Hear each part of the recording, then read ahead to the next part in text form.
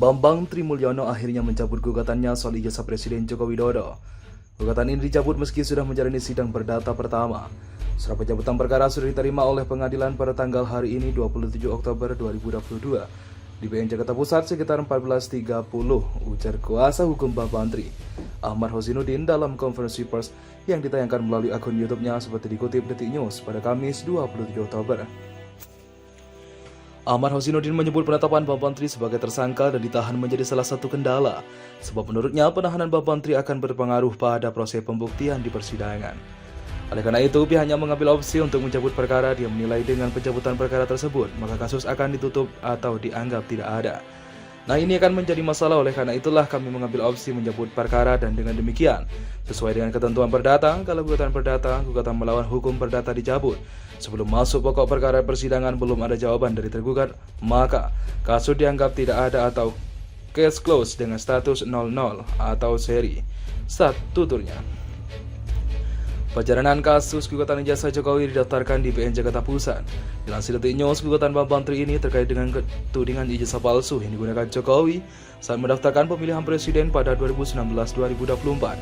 Gugatan ini dilayangkan Bambang Tri pada Senin 3 Oktober lalu. Gugatan soal ijazah Jokowi itu didaftarkan dengan klasifikasi perkara perbuatan melawan hukum. Gugatan ini terregister dengan nomor perkara 592 PDTG 2022 PN Jakarta Pusat. Dalam gugatan ini, Bambang mengandeng Ahmad Hosinuddin sebagai penasihat hukum, adapun para tergugatnya adalah tergugat 1 Presiden Jokowi, tergugat 2 Komisi Pemilihan Umum atau KPU, tergugat 3 Majelis Permusyawaratan Rakyat, serta tergugat 4 Kementerian Pendidikan, Kebudayaan, Riset dan Teknologi, Kemendestek Dikti. UGM tegaskan Jokowi alumni Fakultas Kehutanan. Pihak UGM juga angkat bicara terkait polemik ijazah Jokowi. UGM menegaskan keaslian ijazah Jokowi dan menyebut Jokowi sebagai alumni Fakultas Kehutanan.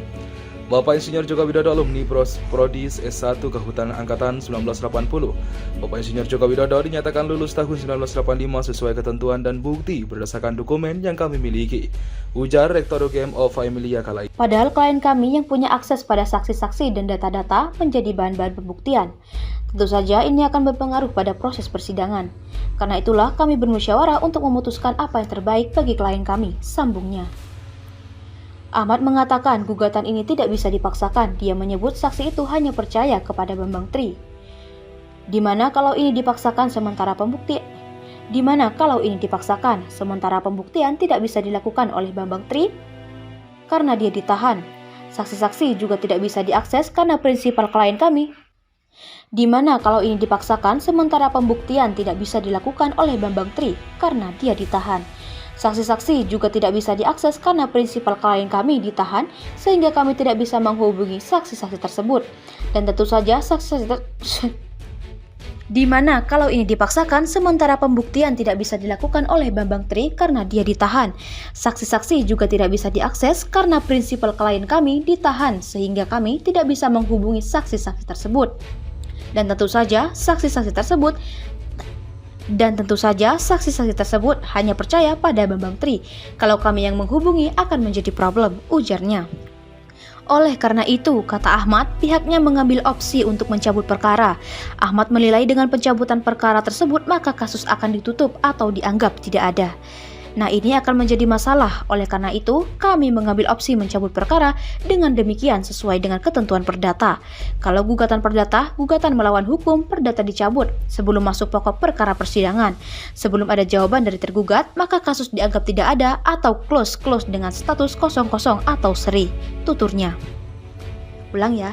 Nah, ini akan menjadi masalah. Oleh karena itu kami mengambil opsi mencabut perkara dengan demikian sesuai dengan ketentuan perdata. Kalau gugatan perdata, gugatan melawan hukum perdata dicabut sebelum masuk pokok perkara persidangan.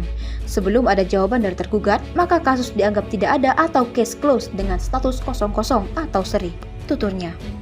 Diketahui sebelumnya, gugatan yang dilayangkan Bambang Tri itu terkait dengan tudingan ijazah palsu pada tingkat SD, SMP, dan SMA yang digunakan saat mendaftarkan pemilihan presiden pada periode 2019-2024. Gugatan itu didaftarkan pada Senin 3 Oktober.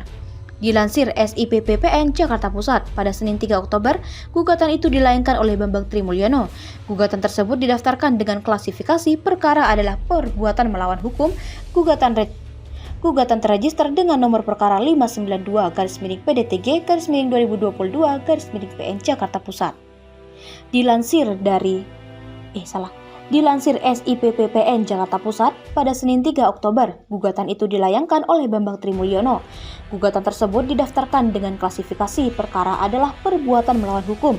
Gugatan terregister dengan nomor perkara 592-PDTG-2022-PN Jakarta Pusat. Dalam gugatan ini, Bambang menggandeng Ahmad Hozinuddin sebagai penasihat hukum. Adapun para tergugatnya adalah tergugat 1, Presiden Jokowi, tergugat 2, Komisi Pemilihan Umum atau KPU, tergugat 3, Majelis Permusyawaratan Rakyat atau MPR, serta tergugat 4, Kementerian Pendidikan, Kebudayaan, Riset, dan Teknologi atau Kemen. Dalam gugatan ini, Bambang menggandeng Ahmad Hozinuddin sebagai penasihat umum.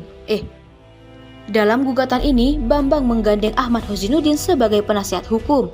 Adapun para tergugatnya adalah tergugat 1, Presiden Jokowi, tergugat 2, Komisi Pemilihan Umum atau KPU, tergugat 2. Dalam gugatan ini, Bambang menggandeng Ahmad Hozinuddin sebagai penasihat hukum.